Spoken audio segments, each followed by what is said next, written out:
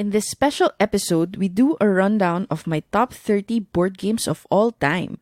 We also talk about my content plans for 2020, and we end the show with a quick feedback from the Meeple.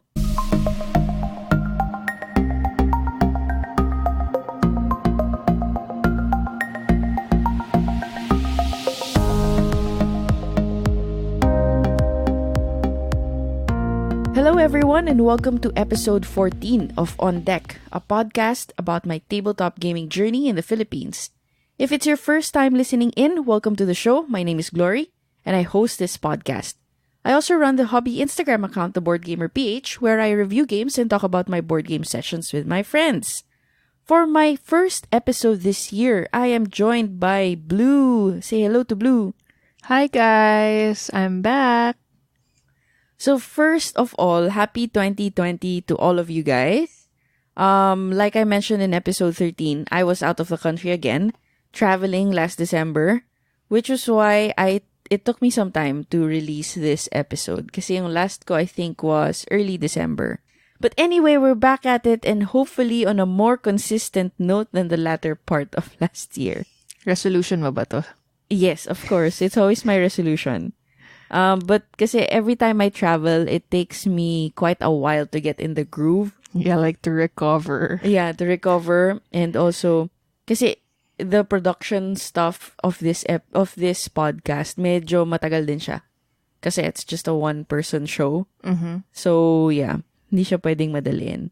So anyway, before we start the show, I just want to remind everyone that I do a collab project with Gaming Library, where we stream our game night every Tuesday night. You can catch that live through On Deck's Facebook page at around 6 p.m. If you miss it, you can also watch the gameplay videos of the specific game through YouTube at G Live Game Night. So, yun, nanonood ka, diba? Basta pag kaya ko siyang maabutan, nanonood ako kasi nakakatawa kayo. So, guys, manood na kayo nun. Sometimes also we do a random giveaway during the show. So it's really worth it to watch the live show. But in any case, if you just want to watch the gameplay, then you can do that through YouTube. If manood kayo sa Facebook Live, please comment #4glory. Yes, #4glory. Because ang daming fans doon ni Willow. So ang daming #WillowNatics. And usually si Blue lang yung #4glory. Yeah. Well, sometimes si Sam din. Si Sam will #4glory. So guys, if you like me, please watch the G Live Game Night and #4glory. Yeah, parang magpapakita man lang ng support from the listeners of On Deck. Okay. So 2019 is over and I can say that personally, it has been the best board game year for me. First, I started this podcast. I worked with Gaming Library, and I met some new gamers through the Gaming Library curators. So on top of my usual gaming nights with Blue, with Celine, and with our other board game group like Sila Kito, I now have a monthly game day with the curators. So usually, it's from sometime in the morning until sun's up. As in, ganun siya katagal. And also, I do a game night nga with the GL folks every Tuesday. So, best of all, the games I play are not limited to those in my collection, but other games too. So, I get to discover more games and I get to try more games before I buy them. So, an example dito would be something that I tried first and then bought is Pictomania, which you like, right? Which one is this again? Sorry, medyo forgetful ako sa games. Pictomania yung mag-drawing ka. Ah, yeah. Yeah, I really love that game. Yeah, so Pictomania and Heaven and Ale. So, yeah, I enjoy that too. Yeah, so these are games that I got to try because of the Gaming Library curators. And then, dahil doon, binili ko sila. So just to put a nice little ending to the year, I decided to create my top 30 board games of all time. So for me, if you follow a particular content creator and you see or hear them play games all throughout the year, I think a year-ender, just to cap it all off, and lay out all the games to see kung ano yung mga nag-breach dun sa top games nila. That's a nice little ending. Yeah, I agree. Kasi lalo na now na ang daming bagong releases. As in, parang nabobombard lahat ng tao ng bagong games. So what really stands out and is really a worth it game to buy. Yeah. And actually, ang gusto ko dito is, as we progress along, let's say we do this again next year and the next year, makikita mo kung ano yung mga tried and true games na nagstay pa rin dun sa list kahit na sobrang thousands of games yung nire-release every day. And even now, we haven't even repeated a game, di ba? Yeah. Usually, nag-introduce ako sa'yo ng bagong games. Kasi sobrang dami talagang releases. And even me, I'm still playing catch-up to the games that were released before I started gaming. So, ang dami talaga.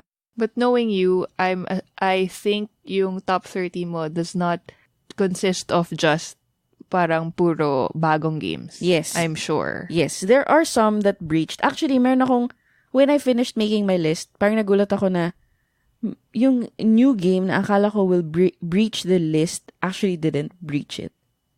Yeah, interesting. So anyway. Sorry, before we start with your list, do you have standards? Like, meron ka ba metrics? Yeah, meron akong metrics. Sabihin ko na ngayon. Sorry, kasi hindi ko maintindihan kasi may sinasabi kang breached eh. Yeah, kasi, okay, so there is this board game website which is Board Game Geek. And you're able to rate there eh. So, meron siyang parameters kung bakit mo bibigyan yung game ng 10, bakit mo bibigyan ng 9, bakit mo bibigyan ng 8. So, I really live by that metrics. Well, sa G Live, meron kaming sarili naming metrics, Yes. diba? Which is the 5, 4, 3, 2, 1. But, for personal games, I usually do the metrics of Board Game Geek. So, what I did was, I collated my number 10s, 9s, and 8s. And then, dun ko siya nirank. Okay. So, why 30? Why such a random number? So, 30 because I'm not like the people in Dice Tower who have played thousands of games. For me, it's also a good number to remember because I feel like 100 games, masyado nang madami yun. And I can honestly say that if I were to cut down my collection extensively, as in parang kailangan talaga gun to your head, you need to cut it down, a 30-game collection is a respectable number. Blue is here, not to give her own top 30, but to comment on my top 30. Pero actually, now that I think about it, hindi ko alam kung paano mo magagawa yun kasi lagi mo nakakalimutan yung pangalan ng games. Exactly. Yun pa lang yung sasabihin ko eh. Parang sobrang hindi ko mabibigay yung top 30 ko because I'm forgetful. She doesn't remember the games. If I'm talking about a particular game, I have to describe it. Pero syempre, alam na niya yung mga usual, like Ticket to Ride, Splendor, Pandemic, Game of Thrones. Like, some of our most played games, syempre alam niya yung pangalan.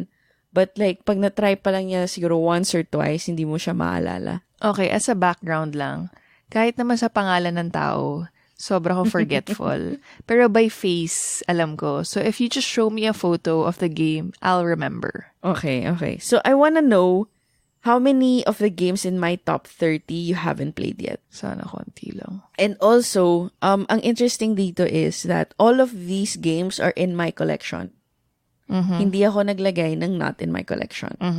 So without further ado, let's now go to my top 30 games of all time.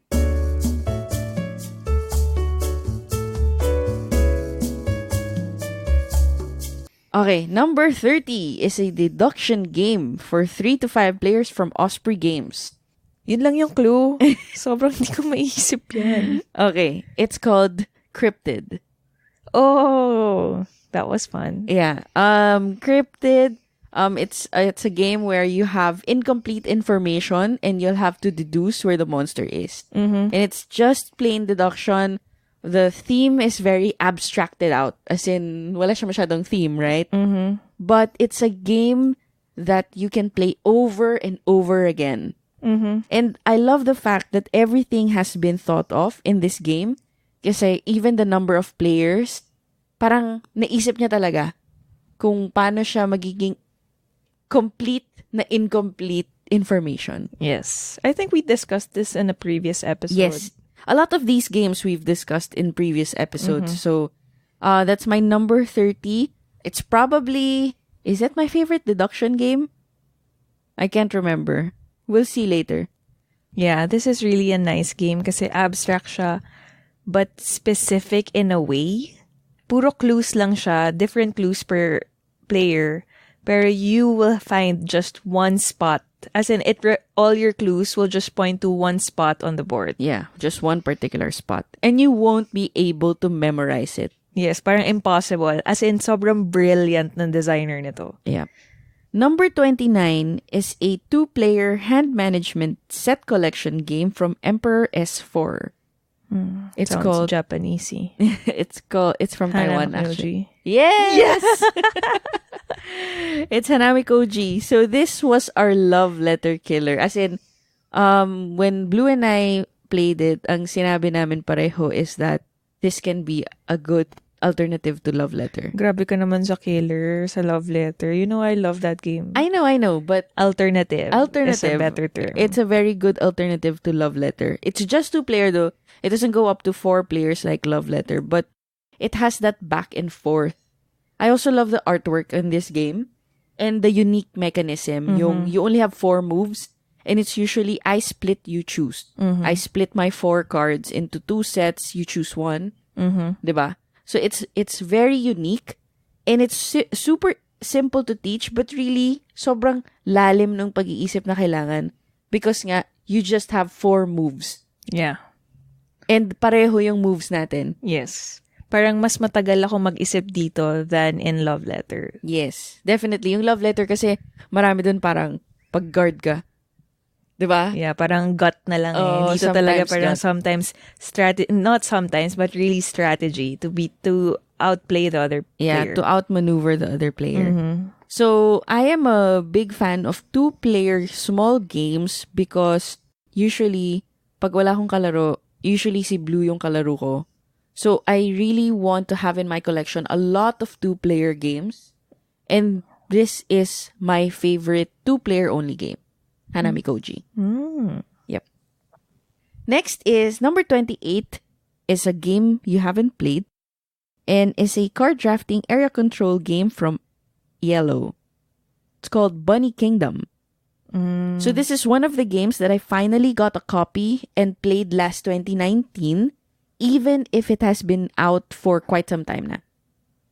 It's less complicated than it looks because it's basically just card drafting. I remember you guys playing this. It's sobrang daming bunnies on the deck. Yes. As in, sobrang daming bunnies so parang on the board. overwhelm siya. And you'll actually think na it's like a war game of some sort, but it's actually just card drafting. I'm honestly not a fan of card drafting games, but Bunny Kingdom feels different because of the other things that you can do, like the structures, diba yung meron silang castles, the area control aspect, and the end game bonuses you can aim for. I'm excited to try the expansion Bunny Kingdom in the Sky. Can you play this with 2 players? Yes, you can. Yeah, we'll play it. So that's my number 28, Bunny Kingdom. Number 27 is the first party game in the list from North Star Games. Hulaan ko. Sige. Red flags. Nope. That is by Skyhook. Okay. Skyhook Ang nagsasabi yata yun. lang ka ng party game. No. Alam ko na. Ano? Throw burrito. No, it's not. Oh, wag na. Baka sinuspoil ko na yung mga nasa top 30 mo. Yeah. Number 27 is Wits and Wagers. So this is a new game. I have the deluxe edition. So the yellow box and the Vegas expansion, not the Vegas Baby edition.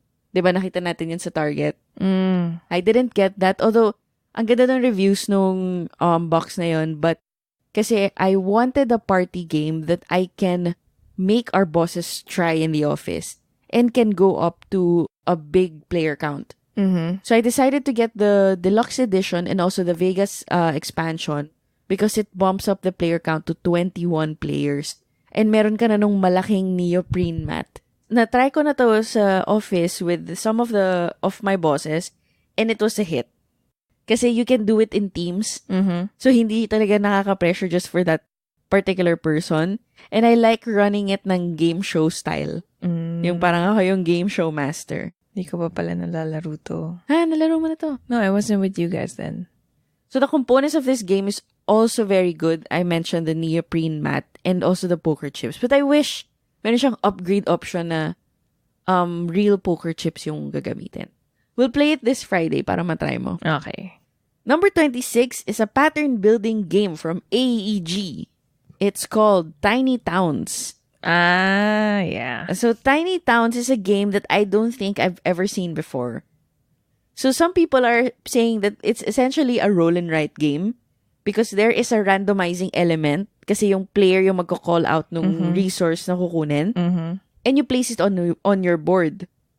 But for me, if there's no dice or cards and no writing involved, it's not a roll and write. Yeah, it's so weird to call it a roll and write. Yeah, but yun nga, some people think of this as essentially a roll and write. Sobrang hindi. I like the replayability.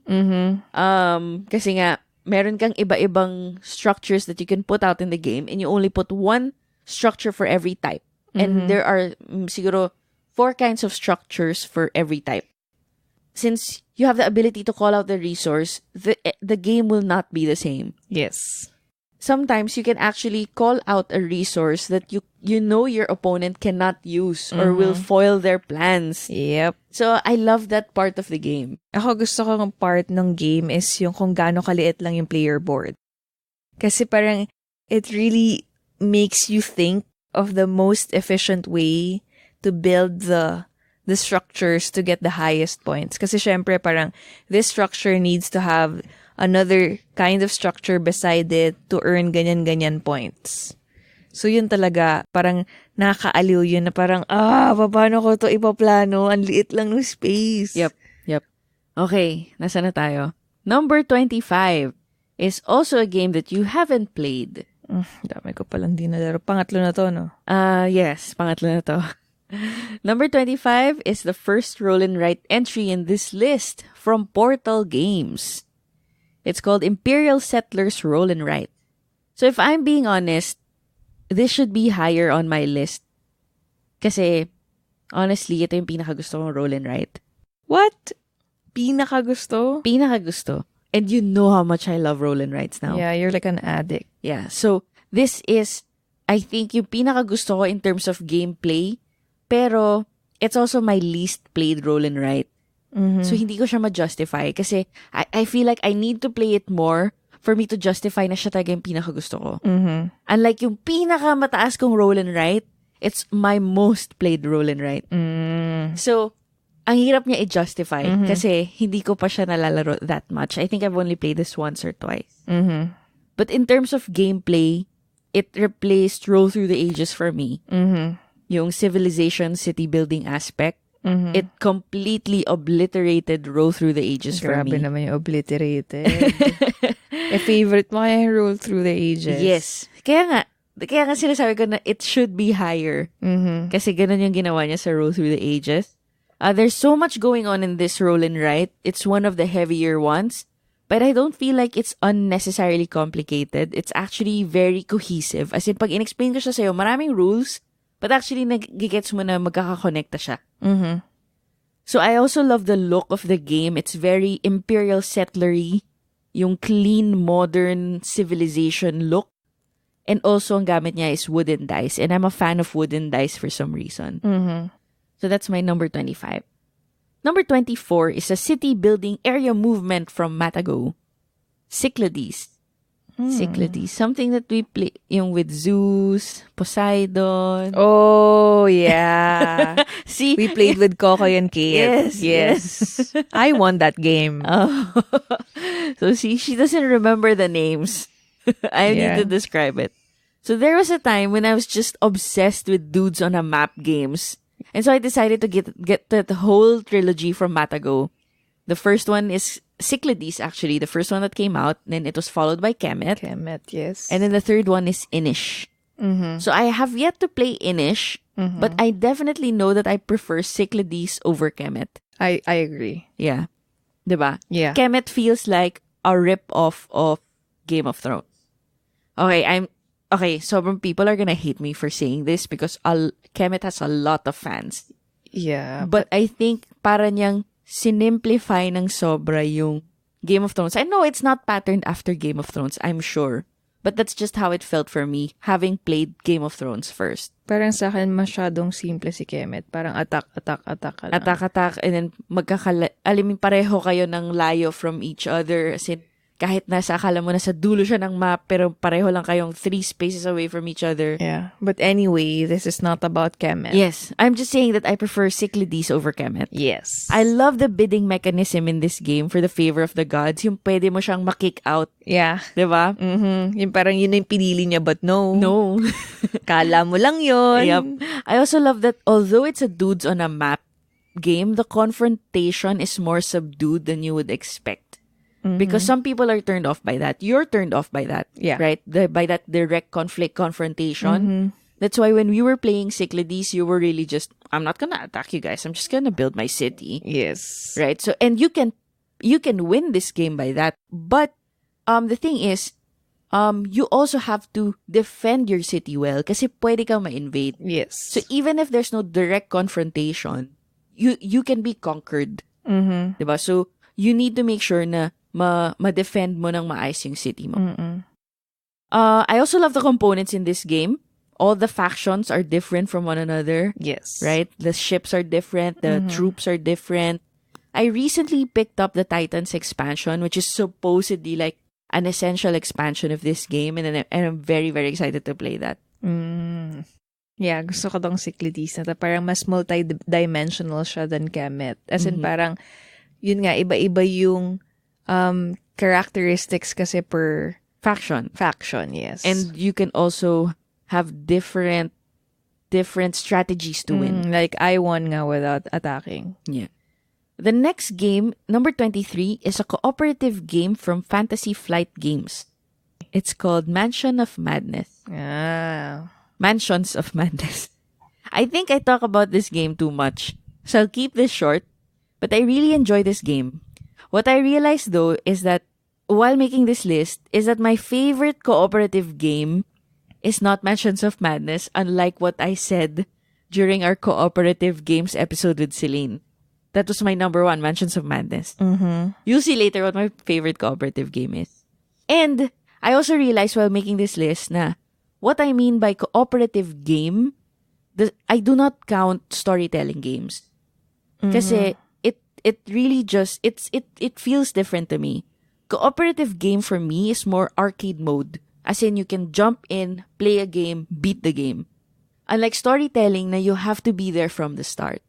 You have to know the mechanisms of that world that you're going into. Right? But yung cooperative game na sinasabi ko is something, one game tayo of Mansions of Madness. Right? One game tayo of Pandemic. Unless it's Pandemic Legacy. But one game tayo of Pandemic base. That's a cooperative game. For me. Bakit ko sinasabi yun?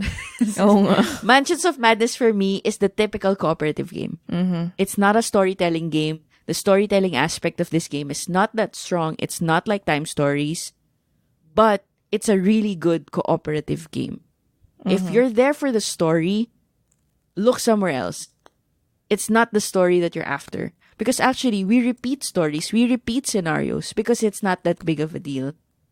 Kasi ang hinahabol mo is matalo mo yung game. Right? Well, that is naman my issue with Mansions of Madness. Parang I've witnessed na we played the same scenario.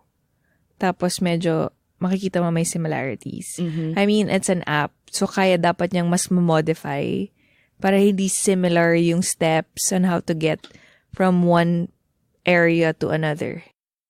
But dito, kahit app siya, sometimes medyo similar or pareho. So, yun yung parang, dun ako iffy na kaya hindi ko siya super love. Number 22 is another party game from Libelud, Dixit. Ooh, I love Dixit. So Dixit is one of those games that holds a special place in my heart for being one of the first games that I owned. From having the 2015 or 2016 base game that goes up to 6 players lang, I have progressed to buy as many expansions as I can fit in the box. As in, medyo madami. Including the 10th anniversary expansion and the Dixit Odyssey base box. Sobrang ganda nun though. Yeah. Yung 10th anniversary, Yes. yung medyo may holographic Yes, glitter. sobrang gusto rin niya ni Luke. Super ganda ng As in, artwork gusto nun. niyang bilhin yung 10th anniversary. Kasi you can actually do Dixit without the other components eh. You can substitute. You cannot substitute the art. Yeah. And Ang what's great galing. about the 10th anniversary is that it's a collaboration of all the previous artists. Mm-hmm. So, ang ganda niya talaga. I have yet to encounter a new player who does not like this game. And for that, I think it deserves to be in every collection. As in, whether you're a type of gamer na ayaw mo nag-iisip, alam mo, alam mo yung mga taong gano'n niya, ayaw ko masyado nag-iisip, or, Yes. or yung mga heavy gamers naman na parang kailangan laging mananalo. Mm-hmm. Or even, as in, kahit mommy mo or daddy mo, gano'n. Once you explain the scoring mechanism, you're good. Yeah. Tsaka it really depends on the person you're playing with. And this is very accommodating sa no background at all in gaming and the mga experience na. Number 21 is a new push your luck game from North Star Games, designed by a hot designer right now, Wolfgang Warsch. Quacks. Yes. Yes, Quacks of Quedlinburg. Yes. Normally, I will not like a bag building game because it's quite close to a deck building game, which I really do not enjoy. But this game really works for me. I like the fact that there is some really cool luck mitigation elements and how you're still able to buy or gain victory points even if your pot explodes. Diba? I also like the rat tails element and how it creates a really effective catch-up mechanism. Blue and I were just talking about this earlier and how she also didn't expect to like it because it's heavy on luck. Yeah, I hate luck games. Kaya hindi ako fan ng Machikoro. Kasi lagi akong malas doon. Kasi feeling ko hindi talaga ako lucky person. But this one kasi, I feel like you mitigate the luck by choosing the proper coins. Coins ba tawag doon? Or like, Ingredients ingredients. for your potion. Yeah, ingredients for your potion. Parang, ikaw kasi nagbe-build ng bag mo. So, it's really, for me, strategy kasi namimitigate siya ng probability. Yung luck is namimitigate ng probability. And also, you can just opt to stop. Yeah. You can opt to stop. Yun yung gusto ko din eh. Parang, okay, opt out na ako. Mm-hmm. I'm good. Tsaka ang galing talaga ng rat tail thing ah. Mm-mm. Parang it's the first time I've encountered something like that na talagang sobrang niyang effective na hindi ganun kalayo yung points na makukuha nyo at the end of like picking out the ingredients. Yep. Number 20 is another roll and write game. This time from Sashi and Sashi. What? Ganito lang kababa to? Let's make a bus route. Yes.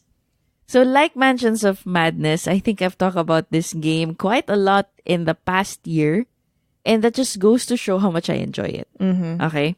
For those who want a copy of Let's Make a Bus Route, it's available in Amazon Japan and it ships to the Philippines for around 200 to 400 pesos, depending on whether you add more stuff. I really like this game and I want more people to know about this publisher.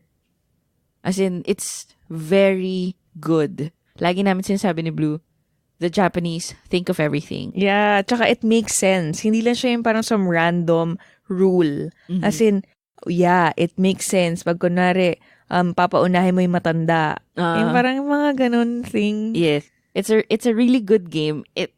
It's not low. If you think about it, ang rated ko, the games that I've rated in BGG are around 300 games. And it's in the top 20. Yeah, pero like, this is, I'm sure madaming roll and write dito sa listahan mo na to eh. Actually, no. Ah, talaga? Yeah. Kasi mataas sa akin ng let's make a bus route. Yeah. Okay. Number 19 is another party game from CGE naman. We just mentioned it earlier. Red Flags. No. Throw. No. Party game. It's Pictomania. Oh. So, this was under the radar for me, considering that GL carries this game, and I'm usually apprised of good games from GL. So, like I was mentioning earlier, I got a chance to play this during a GL Curator game day. Tas in the middle of playing it, I was like, I need to have this. So, I asked Duelo from GL to track one down for me, kasi wala na nun sa HQ, and I got it. So, this is a really fun game, but what I don't like about drawing games is that I do not draw very well. Right? So, I feel like lagi ako napapunish for that, for not being able to draw well, na stick person lang ako, mag-drawing. Yeah, hindi siya masyadong magaling mag-drawing. Yeah, hindi talaga. But this one, it doesn't punish you for that. I But know. it rewards you for drawing well. Actually, not really. Iniisip ko nga mananalo ako sa game na to, parang, magaling ako mag-drawing. Okay, fine. Sobrang hindi naman magaling. Pero like, may laman naman. Hindi siya stick. Nag-effort ako basically. Yeah. Pero hindi ako nanalo. Alam niyo, sino nanalo sa game namin? Yung stick drawing na nga, pangit pa rin.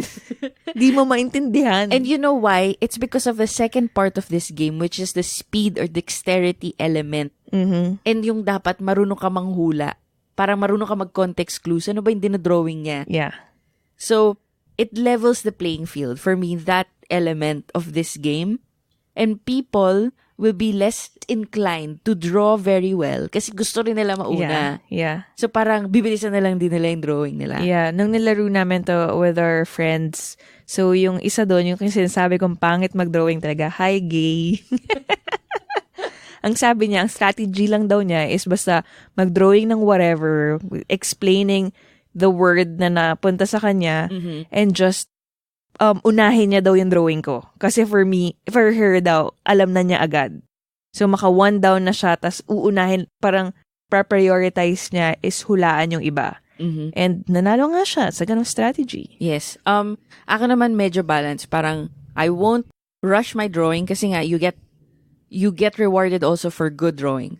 Pero sige kasi parang, tatry ko pa rin, pero sobrang halos wala man lang effort kasi, basta matry lang nila hulaan because parang gusto rin naman ng ibang tao mahulaan yung drawing niya eh. Diba? Because points din nila yun eh. Pero siya, mas importante sa kanya na mahulaan yung mga tao tapos makuha niya yung mas mataas na bonus point for finishing early. Yeah.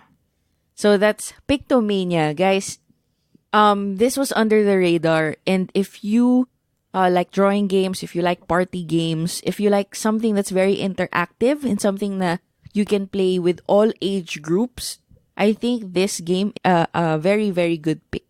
Number 18 is probably the only abstract strategy game in this list from Gigamic Games. Does it start with the letter Z? No, it's not Strategy. Okay. Hindi si Gigamic yun. Rhymes in strategy. At least a strategy game. No. It's Squadro. Ah. So, Blue and I played Squadro in All Aboard XL last year. Yeah. And we instantly enjoyed it.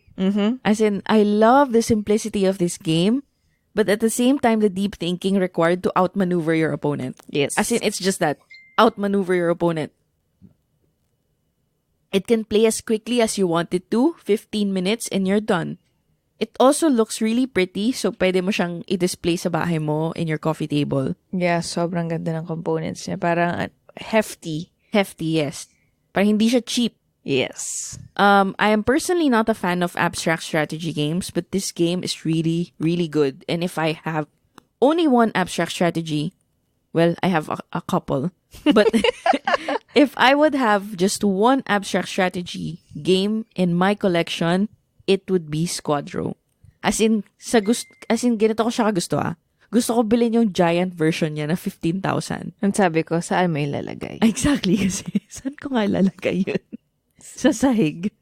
Kasi yun yung nilaro namin sa All Aboard. And sobrang saya nung feeling na parang kailangan mo talaga stretch out yung buong arm mo to get to the other side. Alam mo yun? But yes, malaki siya masyado. And it's 15,000. Makakabili ako ng 5 Mansions of Madness nun. Alam mo, No, random 3. random thought lang, naisip ko lang. Yung pieces ng Squadro, mukhang upgraded version ng mga rubber stamps. Alam mo yung handle ng rubber stamps? Yes. Oo nga, Pero no? parang upgraded, really Yeah. upgraded version. Number 17 is another Dudes on a Map styled game, but this time from Simon, Blood Rage. So, my friends know this about me. I love Vikings. If I were to be reborn, I think I would want to be a Viking. And I think I was a Viking in my previous life. So obviously, this will not be the only Viking game in this list. But anyway, this game is really fun. And I can say worth the money because of the production quality. The miniatures are so beautiful. Alam ko na, ito yung may parang Troll. No, ito yung may parang Sea serpent. Ito yung may fjord. ito yung may parang hell. Ito yung may Yggdrasil. Yung nasa gitna. Yeah, tas parang sasabog na siya or something. Yggdrasil is actually the heaven, not the hell. Ah. Yung, hindi, Valhalla. That's heaven. Yeah, yun na nga. So it's see so hell. That's heaven. Huh? Valhalla. See you in Valhalla. I know Valhalla is heaven, but you said Yggdrasil is heaven. No, Yggdrasil is a spot on the board na free for all, di ba? Yeah. Anyway, Valhalla yung i-offer mo na yung mga tao mo. Yeah.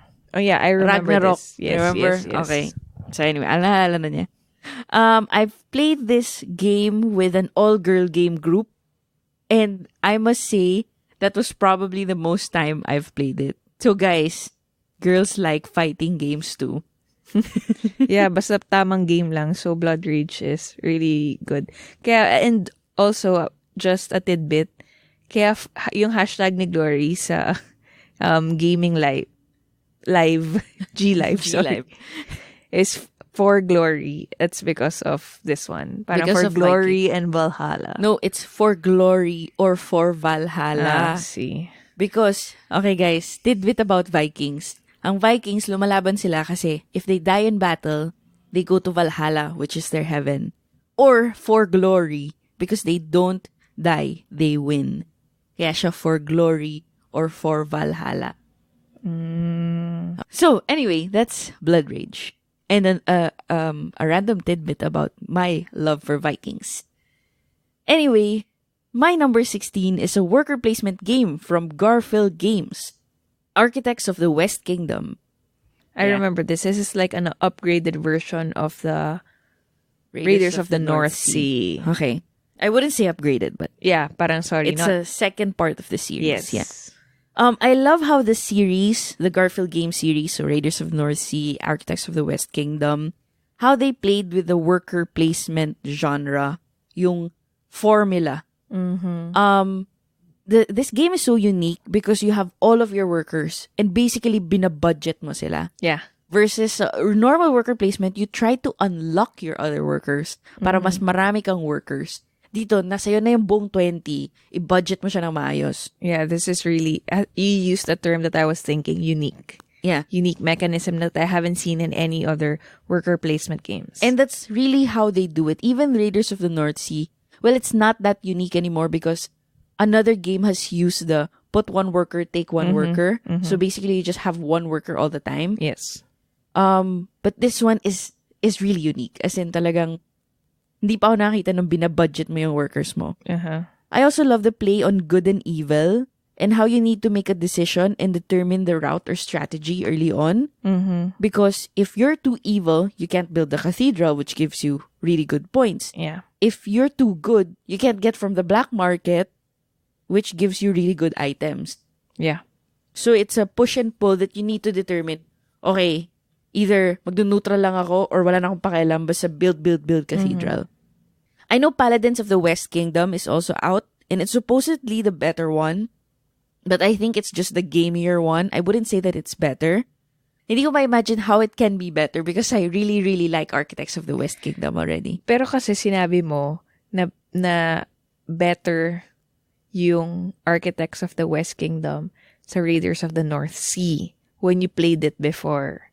Tapos when we played it, I realized na hindi talaga siya better, but it's just Another part of the series. yeah, parang different siya. I agree. That's also how I viewed it because when I was seeing reviews of Architects of the West Kingdom, they kept on saying, mas gusto ko to than Raiders of the North Sea. It's better than Raiders of the North Sea. So that was my thinking coming into the game.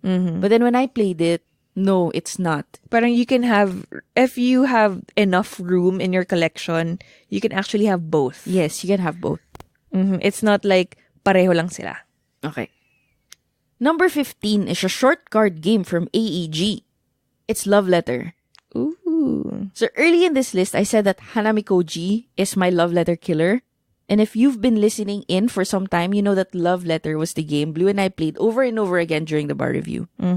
So why does it rank higher than Hanami Koji if Hanami Koji is my love letter killer?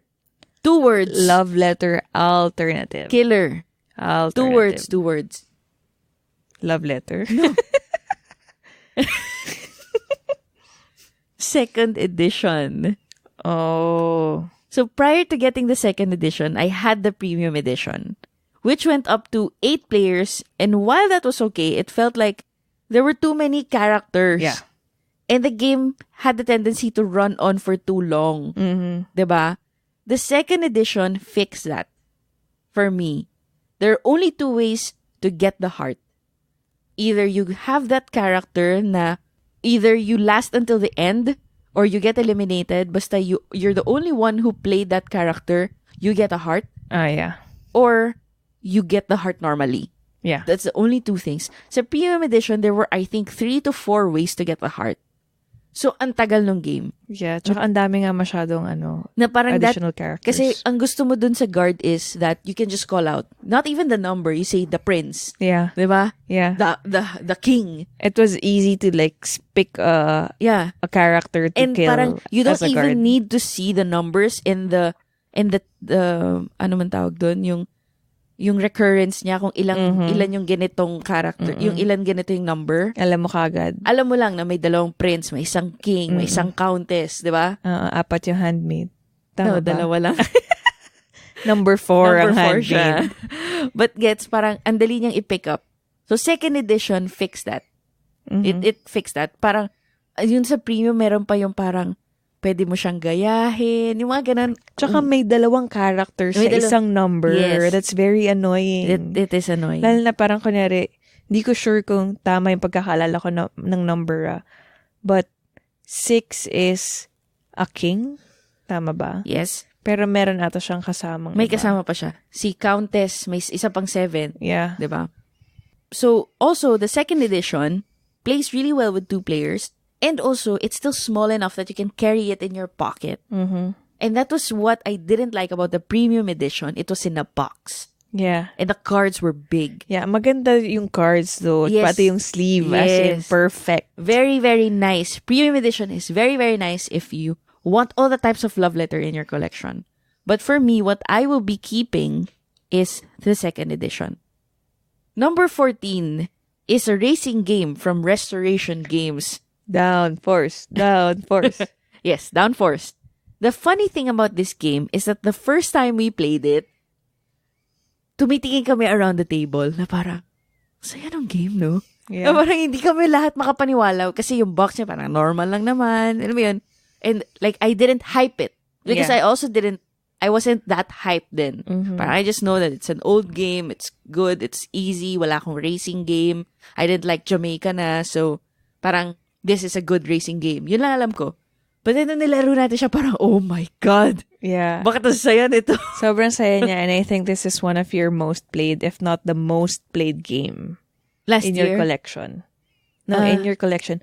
We've been playing this. As in, remember in the Board Gamer PH na Instagram, we always post Downforce because lagi talaga natin siya Yes, nilalaro. but then may deliberate kasi tayo na, stop playing Downforce.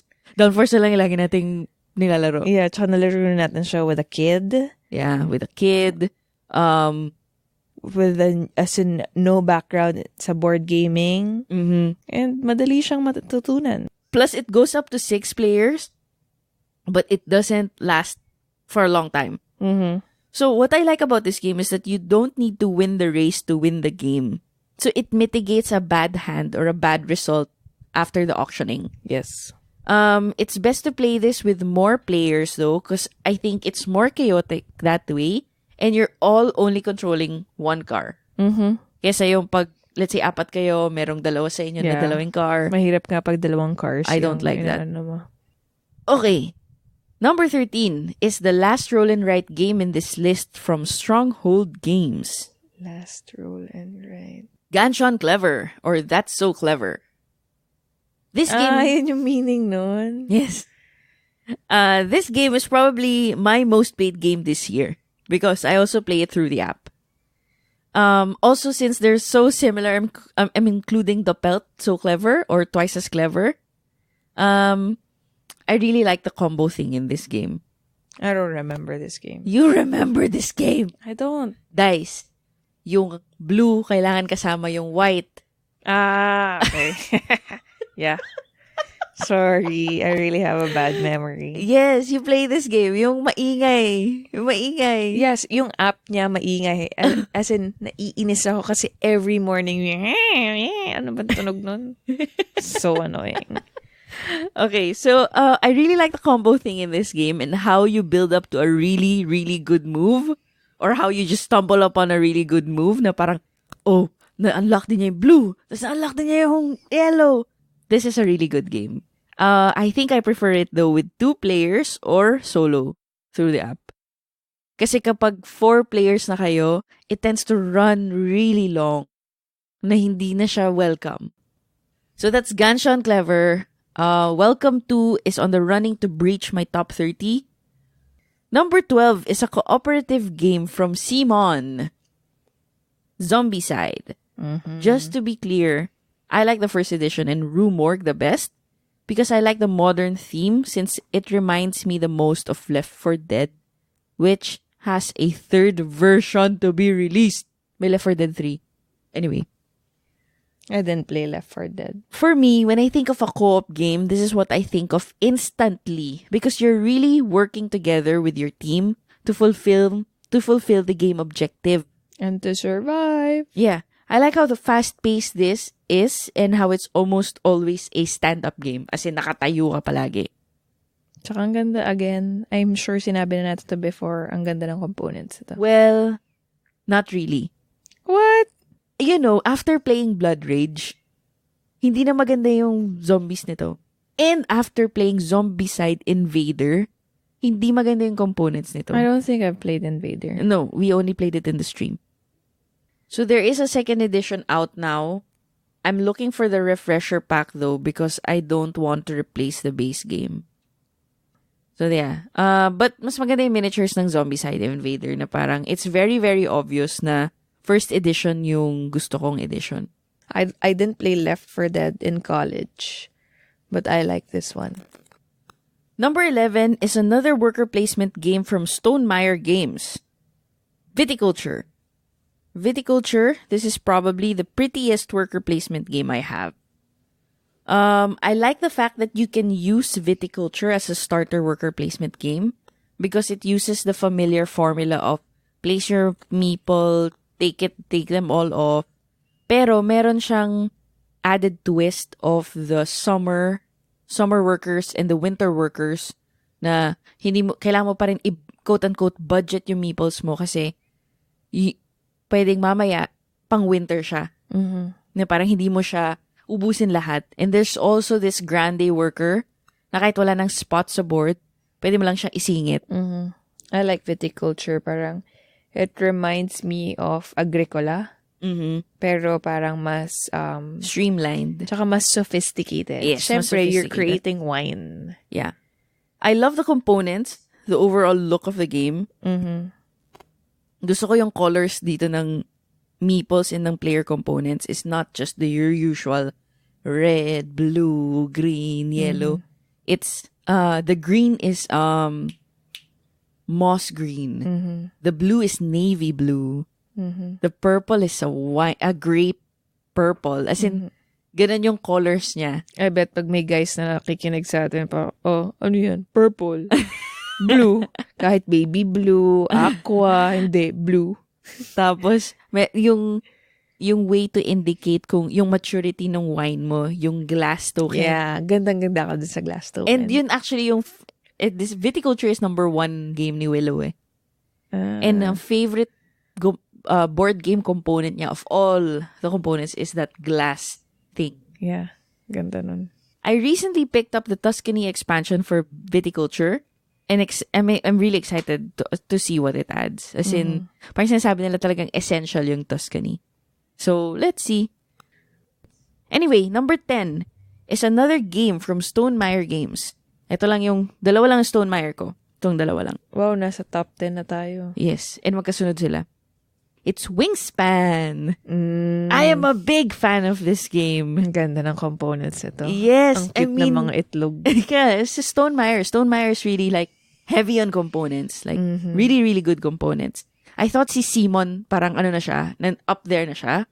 Kasi yung miniatures nga niya magaganda, diba? Like Blood Rage. Pero, Nung lumabas, yung nakita ko firsthand yung Stonemaier games, I was like, hindi lang siya miniature.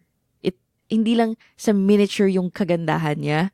The artwork. Everything, diba? Yep. Imagine mo sa Wingspan, it's that bird feeder dice tower. That dice tower then. Yeah. I remember Celine fell in love with this game because Yes. of the art. Yes. As in, mahilig si Celine sa aesthetically pleasing. And this one, talagang na-in love siya. The first time I played this game, I was blown away with the components, yun nga, and the theme. Mm-hmm. Who the hell plays a game about bird watching?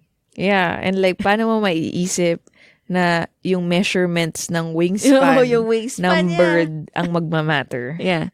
But aside from that, I also love the game mechanisms. Like, yung action you take gets better. Di ba may engine building din siya na the more you put in that habitat, gumaganda yung action mo for that habitat. Yeah.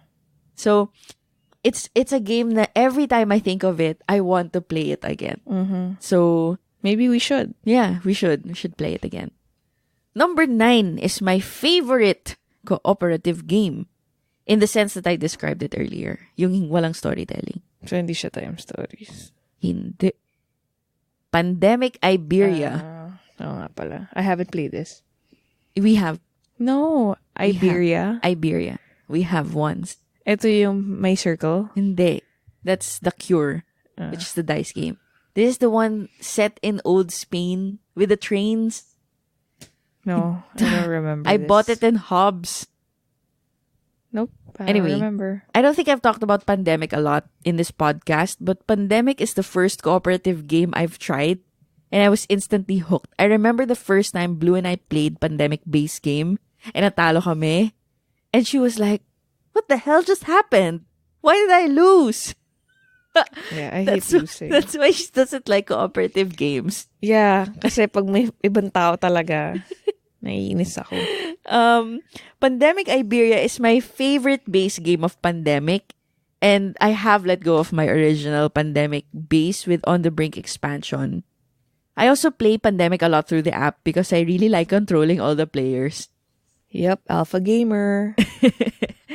For me, when it comes to cooperative games, I don't think there's anything out there that can beat Pandemic in terms of simplicity of gameplay and level of sophistication. Blue and I are still in the March. Yep. Nakaisang taon na ito or more than a year. More than Nasa a March year. pa rin tayo. More than a year. Nasa March pa rin tayo ng Pandemic Legacy. But our goal is to finish it this year. Yeah. For me, though, it doesn't replace Pandemic Iberia because it's Pandemic Iberia is something you can just go in and just like go play it. Also, I really like Pandemic The Cure, which is the dice game. And sobrang saya ko kasi Pandemic The Cure is something that my sister requests to play. Number 8 is my favorite gateway game from Days of Wonder. Nandito na tayo sa mga favorites. Ticket to Ride. Ticket to Ride is just a tried and tested gateway game that has stood the test of time. I can personally attest to this because I was able to teach this to my mom. This is the only talaga? game that my mom knows how to play. Yeah, Ticket to Ride. This is another game that I've also played to death through the app. As in, guys, worth it yung app nito kasi sobrang napapadali niya yung Ticket to Ride.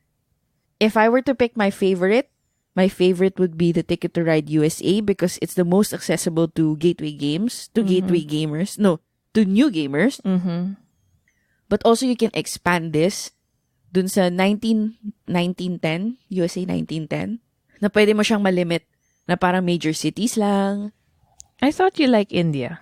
No, that's my favorite that's my favorite Ticket to Ride for 2 players. Not Heart of Africa.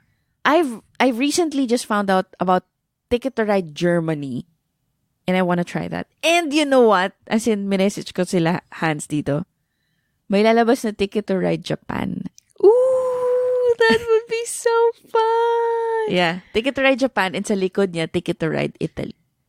Ooh. So parang ako, I need this map. I need it. Give it to me. Ang galing talagang magkaiba yung Japan tsaka Italy. Yeah. Sa Japan, may Shinkansen. Ah, nice, nice. Right? Anyway, Ticket to Ride is a tried and tested If you are wondering how to, saan ka magsisimulang board game, I would suggest that you look into Ticket to Ride. Something that you can play with your millennial friends, something that you can play with your family, right? Mm-hmm. Something that you can play with children. Anyway, that's Ticket to Ride. My number 8. Number 7 is my favorite party game from DV Gyochi. Red Flags. No. Hindi mo ba favorite yun? Ako lang ba may gusto dun? Party game. It's Bang! The dice game. Party game ba yun? Yes, it's party game. Party game slash social deduction game. Mm-hmm. So I have so many good memories of this game, playing it with my friends. Yeah, I'm sure pag narinig nyo yung podcast before, alam nyong favorite namin yung Bang the Dice. Yeah. It has also produced some of my favorite stand-up moments, especially when it's the sheriff versus the renegade. Diba? Mm-hmm. As in, it's just a tried and true party game. Tsaka makikita mo kung paano nagpa-beg yung ibang tao just to get a beer. Yeah, give me a beer. Or Okay lang yung beer mo. Yeah. Or like i-direct nila yung bullets elsewhere. Yeah. To save themselves. Deputy ako. Sheriff deputy ako. Lahat ng pagsinungaling nagawa. And it's like, hindi lang siya, kasi ang Avalon parang, kailangan mo lang magsinungaling. Basically, may mission, pipiliin ba kita, ganun lang. Mm-hmm. This one, it's really may action eh. Mm-hmm. Diba? May barilang nangyayari. Yeah. Yeah. So that's Bang the Dice game. I really, really, really, really need the new expansion of this game, which is Dead or Alive. I can't find it anywhere yet. I don't think it's out. Anong bago sa mechanism? Meron na siyang duel. Actually, 3 modules siya eh. Tsaka meron siyang zombie. May zombie part. I'm not sure kung nasabi ko dun sa ibang episode, but like, I didn't like the ghost part. Oh, you don't like that? Yeah. Parang hindi ko siya naisip as a necessity. What I like about the Old Saloon, is that the Old Saloon? Yes, the Old Saloon expansion, the first expansion though, is the, what we call the kill die or the heal die. Yeah, I like that. Yes. Mm-hmm. So anyway, that's my favorite party game, Bang the Dice game. Number 6 is probably the most popular game when I started gaming. Avalon. No, it's semi-cooperative game from Plaid Hat Games. Cool. Dead of Winter. Sobrang hindi cooperative ko. I'm just blurting out the random games. Avalon is probably the most popular game for new gamers, yes. Uh-huh. But Dead of Winter was the most popular gamers game when I started gaming. I like Dead of Winter. Yeah. I mentioned this before. Dead of Winter was that game that was the test for me and my game group. I said, if they're able to handle this game, they can handle anything. And they did handle it. Mm-hmm. After nilang ma-survive in Dead of Winter, Game of Thrones naman. yeah, Game of Thrones naman. Medyo malaki yung jump, but parang I felt confident introducing heavier games to this group. Mm-hmm. And they were my main game group at that time. Mm-hmm. So, that was the test. I love the fact that it's set in a post-apocalyptic world and not really a typical running away from zombies game. Mm-hmm. Diba? May mga moral dilemma that's brought about by the game. Not really yourself, as in by the game kasi meron kang hidden goal. Yeah. Sabi nila, mas maganda pa rin daw yung original. But I'm very, very happy with my long night edition because it comes with 2 modules, the improvements in the Raxon one. I haven't played with those modules yet. So, obviously, I'm okay with the long night version. Naalala ko nung tinuturo mo pa to sa Dice and Dine dati na parang maganda daw yan. Pero dahil ang pangalan niya ay Dead of Winter, natatakot ako. Kasi naisip ko, my God, feeling ko scary game yun. Bakit kaya niya gusto yun? So there, that's Dead of Winter, my number 6. Number 5 is my favorite cooperative storytelling game from Space Cowboys. The Time Stories. Yo. Yeah. Yo. Even though Time Stories has been getting a bit harder for me to get on the table because of the time investment and attention span investment required, the first memories I have of the game is just the best. It opened up our eyes to the endless possibilities of gaming and how it is able to evoke so many feelings from the players. It's that feeling that I haven't been able to replicate with any other game, even with Betrayal Legacy, that I can't not put this in my top 10. I can't not put this in my top 5. Diba? Time Stories is a very, very special game. And when I was doing this list, actually, bigla ako nag-text kay Blue tsaka kay Celine na, I miss playing Time Stories. Let's play it again. Because I have three more that I haven't played. And there's already a second edition out. Of Time Stories? Of Time Story. Yeah. Number 4 is my favorite worker placement game from Garfield Games. Hulaan ko. Sige. Raiders of the North Yes! Yes! This game is just really fun. I love the place one meeple, take one meeple mechanic. It's so simple, diba? Yeah. Maganda rin yung app nito, by the way. You should play it. I also love the fact that you're keeping track of many things like yung Valkyrie, diba? Ang dami mong tinatrack kasi ang dami mong pwedeng pagkuhanan ng points. Tas yung crew mo, and like you have to have the proper provisions to go on a voyage, right? Plus yung coins nito. That is my favorite component. In all of the board games that I own, that is my favorite component. Kasi nasarap niyan sa Latin. Yeah. The coins of Raiders of the North Sea. As in, yung meron pa siyang unevenness. Yeah. Yung hindi siya perfect circle. Yep. Tapos yung nakaukit yung mga, yung numbers. Yung parang feeling ko, ginagaya nila kung paano siguro yung coins before. Yeah. Na parang hindi talaga sila makagawa ng perfect circle before. Kasi parang hammer, ukit konti. Yeah. So, sobrang ganda nun. Anyway, best of all, this is a Viking game. Yep. And so, this is my favorite Viking game. Naka naman, lahat na lang ata sa top 10 mo, my favorite ganyan. My favorite space, whatever. Anyway, that's my number 4. Number 3 is a tile placement game from Eggert Spiel. It's about brewing beer. Ooh, Heaven and Ale. Heaven and Taas Ale. na to, ah. Yeah. Heaven and Ale is my biggest surprise in 2019. I am so happy that I got to play it because it is a fantastic game. I'm not usually a fan of tile-laying games. I don't like Carcassonne. I'm sorry for all the Carcassonne fans. But that is such a small factor of this game. It's really about the math and the efficiency in action because you have to be efficient in scoring your tiles. Parang, one time mo lang yan masuscore eh. So, kailangan, mas-score mo na siya kung kailan siya pinaka-okay. But at the same time, kailangan mo ng pera. So, kailangan mo na siya i-score now. Diba? So, that push and pull, I love that.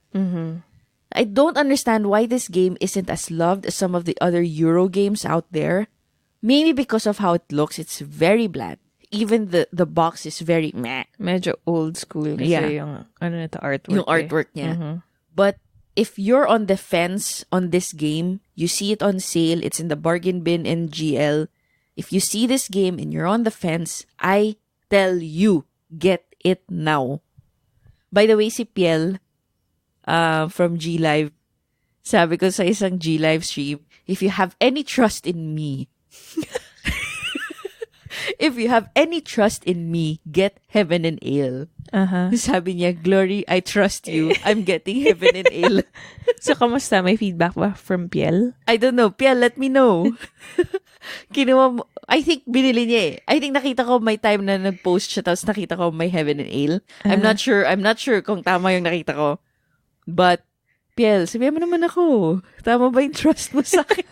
Or hindi mo na ba ako ito trust ulit? Do you like this game? Heaven and Ale? Yes. Yes, kahit tinambakan mo ako dito. Parang, I felt like, no mercy.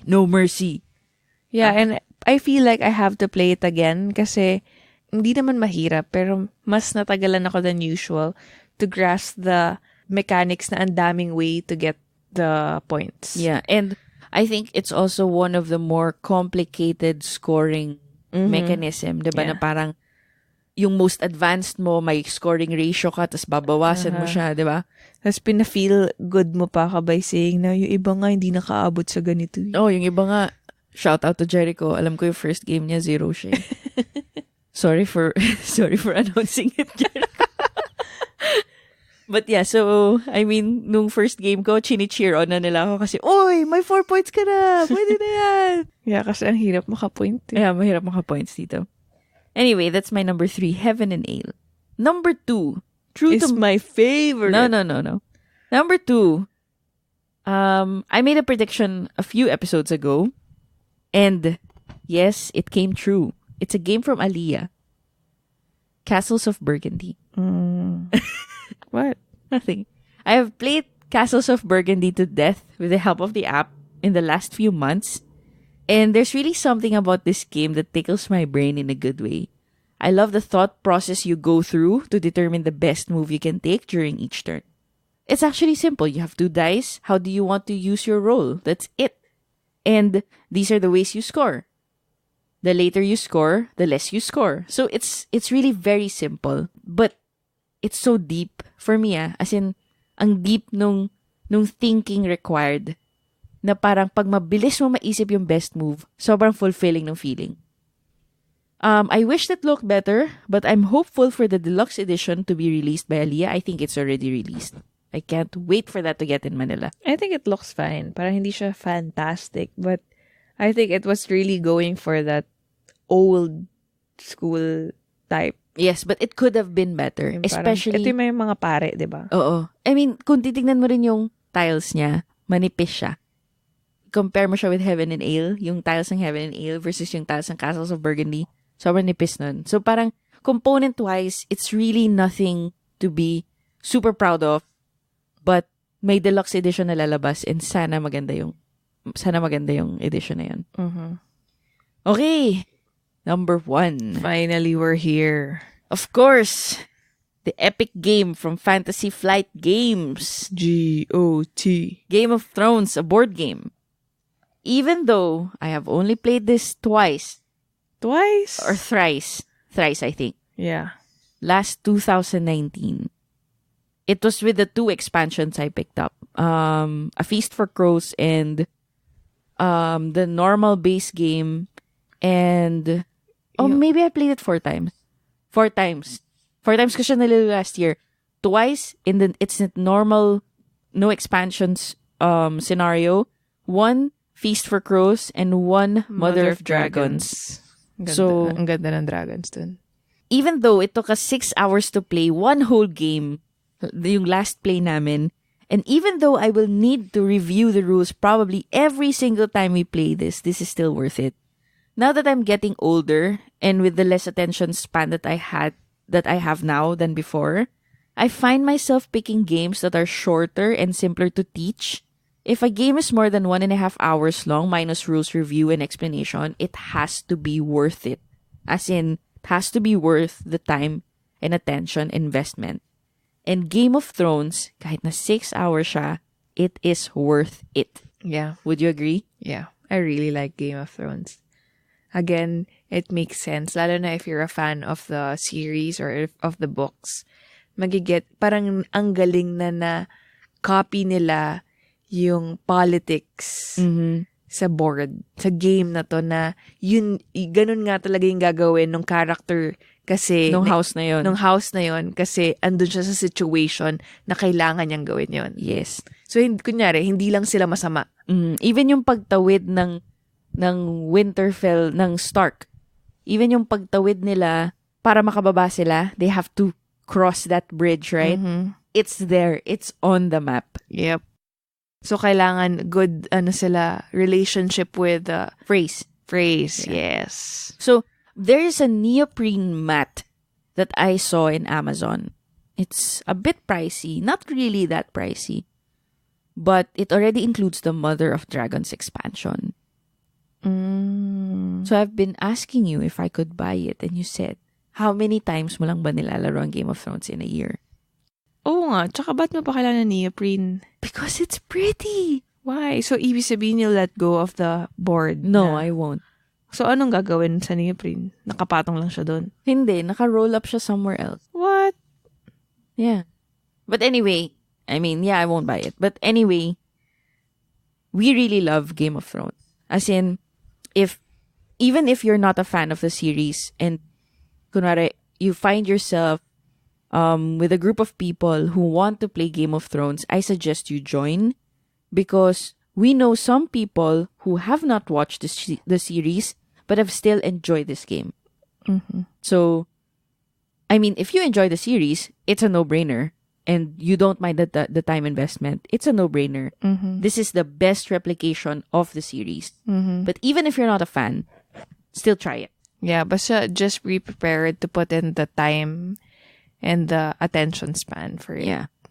So those are my top 30 games of all time. Let me know if you agree with my choices, if there were any surprises, and if you have any violent reactions, I'll take them.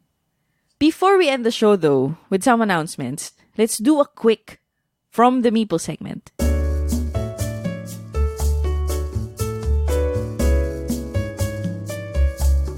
So we have a feedback from Tonichi on the last episode, which was my Roll and Write episode. According to Tonichi, he likes Rolling Japan and Railroad Inc. He also said he gets what I mean when I said that Railroad Inc. is brain-burny in a good way. I have been thinking of picking up Rolling Japan for quite some time now. It has been on and off my cart in Amazon. But I keep thinking that I have so many roll and writes. I'm glad you're enjoying it though. Please bring it to the next GL Curators meeting. How about you, Blue? What are your favorite roll and write games? Well, you mentioned a couple kanina. I like Welcome to. Okay. Kasi parang I find it unique na meron kang spaces na kanya pag naka-5 ka, diba? Na spaces, you can block it. Block it ba yan? You can fence it in. Yeah, fence it. Create sorry. an estate. Yes. So, gusto ko yan kasi sa other roll and writes, hindi ko pa na-encounter yung ganong type. I mean, it's very simple, but it added something different. Wala tong ranking. I also like, that's so clever. Yung palang meaning nun. Kasi, again, parang sobrang galing ng pagkatahi ng mga portions ng game. I think if you're medyo intense in a way that kailangan mo talagang sundan yung board. Pero if hindi ka naman, parang hindi naman lumilipad yung utak mo sa game, I think this is really a good roll and write. And last, let's make a bus route. Anyway, ito lang yung thing ko sa mga roll and writes. I like it.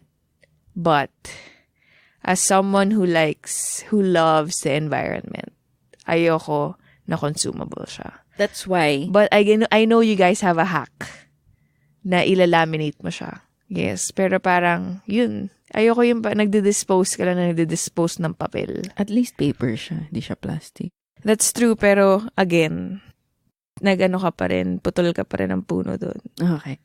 Kaya hindi ko din gusto yung mga legacy games eh. But then again, I grew up na with a mentality na pag sinulatan mo yung libro mo, dinadamage mo siya. So kaya hindi ako super fan. But we're still playing legacy games. It's just that mas gusto ko yung tatagal. Anyway, before we end the show, I just wanted to let you guys in on some of my content plans for this 2020. Part of my 2020 resolutions in relation to gaming is that I want to curate my board game collection more. Rather than just cutting down on purchases and culling more, I think I want to create a collection that's versatile, but at the same time feels more deliberate. What does this mean exactly? I realized I wanted to have a collection where all the games are loved, meaning nilalaro sila, and there will come a time when I wouldn't even need to teach my friends because they already know the game. They know my collection. This doesn't mean that I won't be buying new games. Siyempre, may ganang disclaimer tayo dito. I just need to have a more deliberate decision-making process in terms of buying a game. It means I have to have played it, or at least watched a full gameplay, or have read the rules. This also means that I have to think of a game it will replace in the collection, and whether it really does replace it, or if there is no game to be replaced, whether it scratches a different itch or falls under a unique category. It can't just be a blind purchase because I need to be more mindful now that I am adulting. So for content purposes, this means that there will be more versus series as I call and curate my collection. At the end of the year, we'll see how far I've gone and hopefully all the games in my collection I have played by that time. with that said, do let me know if there's anything you want to see or hear from me for content purposes. We'll try our best to do it. Do you have anything that you want to hear from me, Blue? Well, ako, I enjoy listening to you. Parang when you mention games na matagal na. Kasi ako, I'm not a fan of What's new? what's new. Tas New parang hotness. talagang nagpupush ka lang na nagpupush ng product. Yes, I understand. And sige, I'll be more mindful of that because I also don't want to be that content na parang what's new. I really like talking about splendor. Yeah, as in for me, quality games na will stand the test of time. Yeah. And that is going to wrap up our special episode today. I hope you guys enjoyed the show. If you like this episode, please share it to someone you think will like it too. If you would like to hear or see more from us, please subscribe to our show in any of the different podcatchers you are using. Or follow us on our Instagram at @TheBoardGamerPH. Don't forget we do a live stream of our game night every Tuesday night on both the Gaming Library and On Deck Facebook accounts. And finally, for any feedback, comment, questions, or if you would like to share your personal story as a board game collector, please send it across at theboardgamerph@gmail.com or facebook.com/theboardgamerph, and we will talk about it in a future episode. Hope you guys enjoy the show. Tune in again next time. Bye! Bye!